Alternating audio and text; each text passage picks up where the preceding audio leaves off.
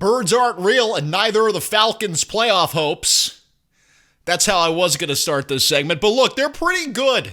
They're not bad. And I think Michael Penix Jr., he's doing a lot of the things that I would like Bryce Young to do. And some of it is not in Bryce's control. The defense isn't good in Carolina. Atlanta has had a surprisingly good defense. Kept the Bucs in check.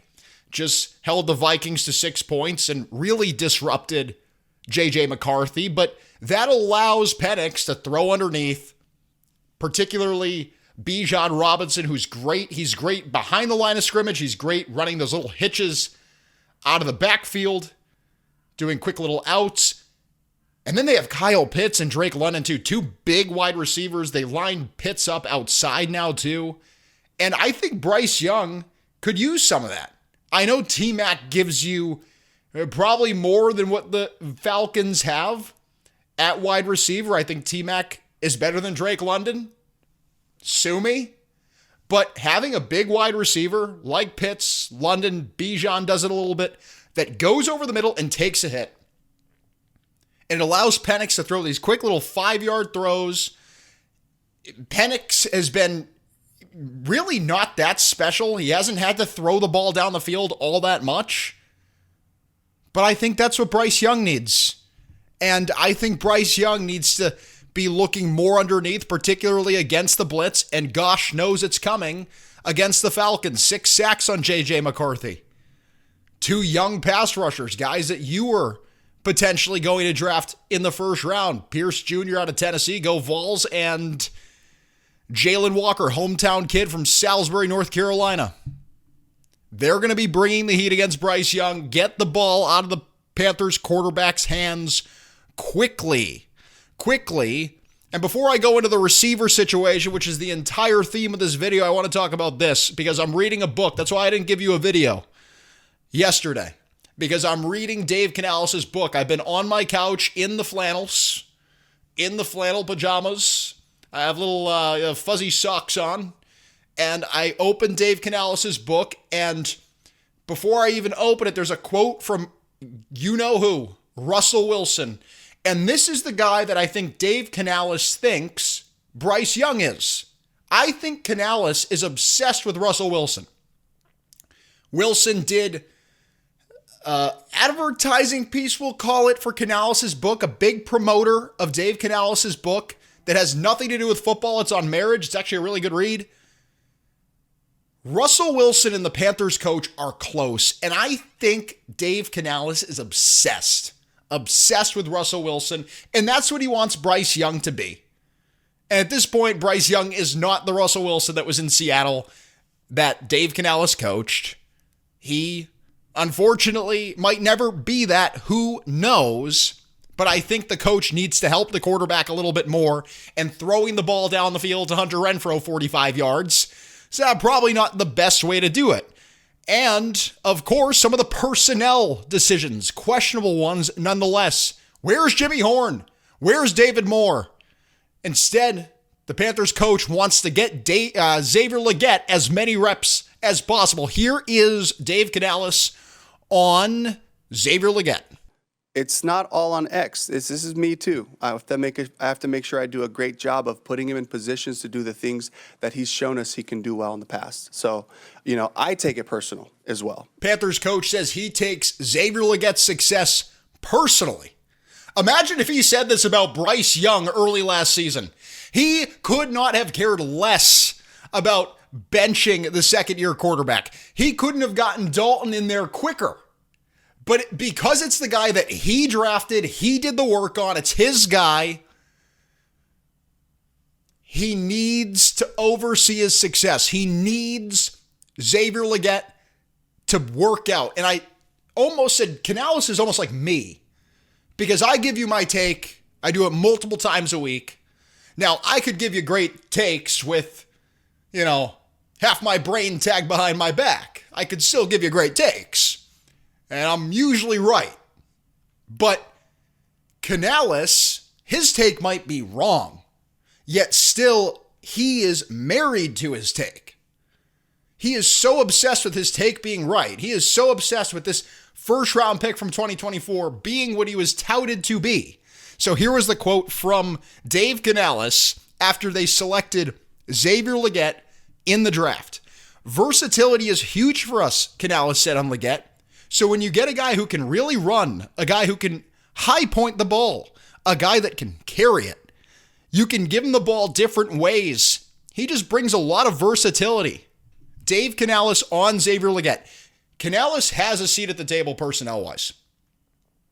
The guys that they sign, Canales has a seat at that table. I think Tepper, and I know Tepper rather, says, here's the amount of money we have in the budget. Go and spend it, Dan Morgan. Go and spend it, Dave Canales. That's where Tepper's input comes in.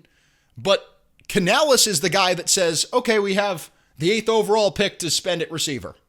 Or tight end. We need an offensive weapon. Let's go T-Mac. At 32, they were at 33 technically and traded up.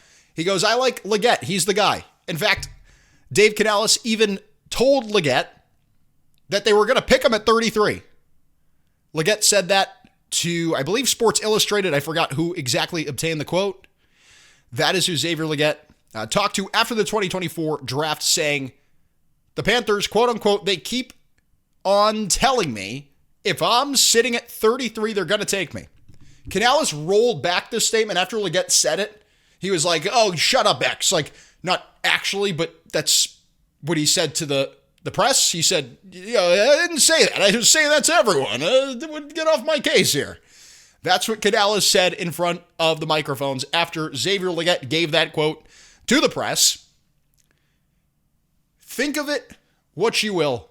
I'm just giving you the information. I know this guy is married to Xavier Legette's success. If he didn't draft him, if he didn't have any interest in the wide receiver, he would be putting guys like David Moore. He would be putting guys like Jimmy Horn on the field. Moore is the curveball because David Moore is supposed to be Dave Canales' best friend. They're buddies.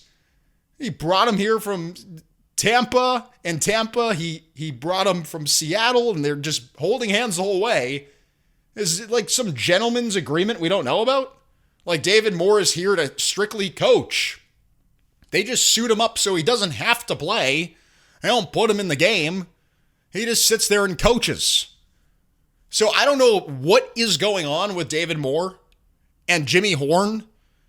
Jimmy Horn, it doesn't seem like he's going to get on the field anytime soon either. Canales mentioned the role, so the role the receiver would play. I think there is a role for him. Quick little option routes. That end around you ran to Legette against the Cardinals, I think Jimmy Horn could have made a play there. That's something he runs. End arounds, jet sweeps, quick little option routes. Get him moving. Get the pre-snap motion going. Get a good matchup. Move him around. I think he's a guy that could help you. But Dave Canales said is taking it personally to give the Panthers second-year wide receiver more opportunities, even though continually Legette has the opportunities and he has not capitalized on them. And he has regressed. And many columnists, like Scott Fowler, believe Legette maybe could even benefit from being on the bench. And the tone agrees. I want the guy to be successful, but sometimes we need a hiatus. Sometimes you need to throw the legs up and read Canales' self-help book. Sometimes you need to go to a spa and put cucumbers over your eyes and a hot towel. What's so wrong with that? The Panthers wide receiver needs a breather. He needs a breather. Here is Dave Canales talking about why Xavier Legette maybe hasn't been successful in the red zone.